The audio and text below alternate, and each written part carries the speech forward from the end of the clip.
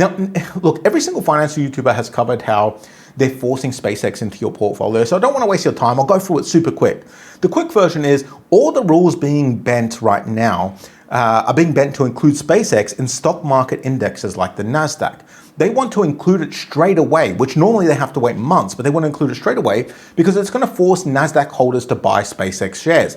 And most retirement portfolios or 401ks for Americans, all over the world really, hold NASDAQ in some shape or form. So they are creating forced buyers. And on top of that, like I've already said, if you buy by choice, you're forced to hold for 30 days. Meanwhile, insiders are having all their shares unlocked as quickly as possible. I believe quicker than any other major IPO in history. That's the scam, a classic pump and dump. And by the way, IPOs in their first year, on average, go down 54%. Anyway, so at the top of the market, Wall Street has run this exact same playbook before, loads of times, loads and loads of times. Let me tell you about a company called Cisco.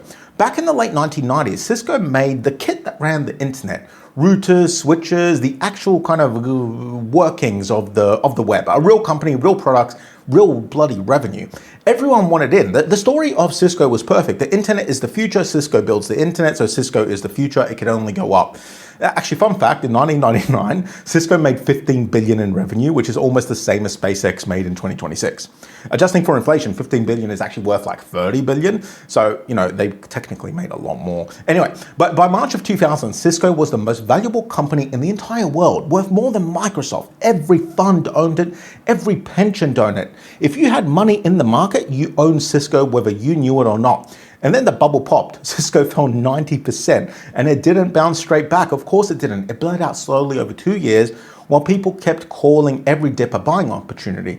And as I pointed out on this channel before, how long did it take Cisco to reclaim its all-time high from the year 2000 to re-reach the same market cap it hit in the year 2000? Basically, 26 years. It did like 2 or 3 months ago. It took 26 years. But the thing is, Cisco was never a bad company. People just paid a stupid price for it. They overpaid. And if you bought Cisco at the top, when everyone swore it couldn't lose, you'd have spent like your whole adult life, 26 years waiting to break even. And you know, with inflation, you wouldn't have broken even. And Cisco isn't a one-off. This happens at the top of every bubble.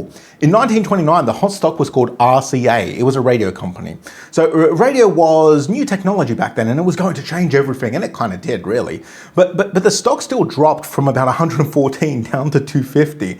And everyone who bought the hype, they waited a generation to break even. Or what about the 1970s? Polaroid, we all know Polaroid. It was making like 700 million per year, but it was trading at around 90 times its earnings. It was pure hype.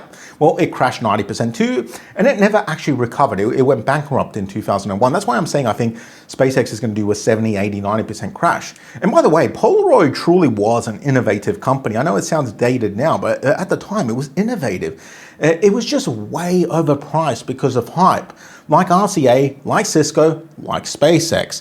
Anyway, guys, if you want my full take on this, make sure to click on the video that's popping up on your screen somewhere here. I made a full video about this subject, so just give it a watch and tell me what you think, and I'll see you in the next one.